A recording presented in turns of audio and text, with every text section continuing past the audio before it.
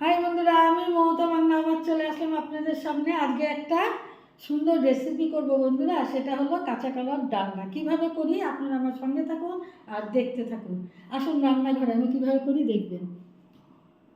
কড়াইটা গরম হয়ে গেছে, মুগ ডালটা আমি এখন দিয়ে দিব, এটাকে আমি ভেজে নিব।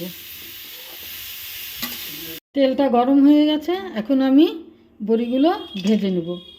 মুগ ডালটা ভাজা হয়ে গেছে, তুলে নিয়েছি, তো এখন আমি বড়িগুলো ভেজে নেব। বড়ি ভাজা হয়ে গেছে, তুলে নিয়েছি, তো এখানে দিয়ে দেব আমি শুকনো লঙ্কা আর তেজপাতা।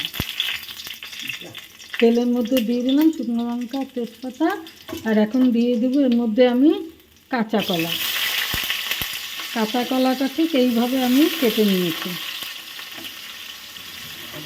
এইভাবে নিয়ে নিয়েছি কাঁচা কলাটা। এখন এর মধ্যে দিব হলো আমি লবণ দিয়ে দিব, লবণ আর হলো হলুদের গুঁড়োটা আমি এর মধ্যে দিয়ে নেব। দিয়ে কাঁচা কলাটা আমি বন্ধুরা ভালো করে নেড়ে চেড়ে ভেজে নেব। আদা রসুন পেঁয়াজ আর টমেটো এগুলো সব আমি এখন বেটে নেব, মশলাটা বানিয়ে নিই। দেখুন বন্ধুরা কি সুন্দর ভাজা হয়ে গেছে কাঁচা কলাটা। তো এর মধ্যে আমি দিয়ে দেবো বেটে রাখা মশলা। বেটে রাখা মশলাটা দিয়ে দিলাম, দিয়ে আমি এখন এটাকে ভালো করে একসাথে কষিয়ে নেব। আর বন্ধুরা আশপাশ থেকে আওয়াজ আসছে, এটা হলো আশেপাশের আওয়াজ, তো কিছু বলার নাই, তো আপনারা আমার ভিডিওটা কষ্ট করে দেখে নিন। তো আমি এইভাবে এখন কষিয়ে নেব। বন্ধুরা মশলাটা সুন্দর কষানো হয়ে গেছে, দেখুন তেল তেল সব ছেড়ে দিয়েছে। তো এখন আমি এর মধ্যে দিয়ে দেবো ভেজে রাখা মুগের ডাল।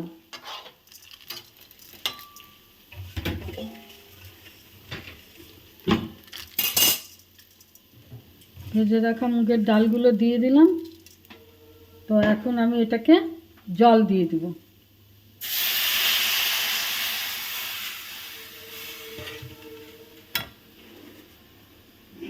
জল দিয়ে এটাকে ভালো করে আমি একটু নেড়ে নেব। তো এটা এখন হতে থাক।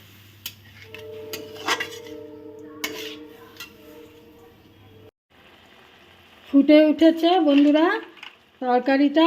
তো এখন আমি ভাজা বড়িগুলো এর মধ্যে দিয়ে দিব।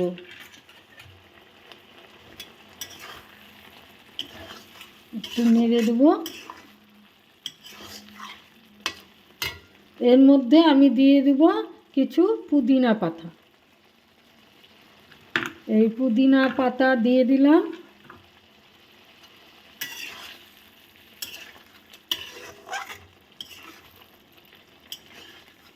বন্ধুরা কাঁচা কলার ডালনাটা রেডি হয়ে গেল।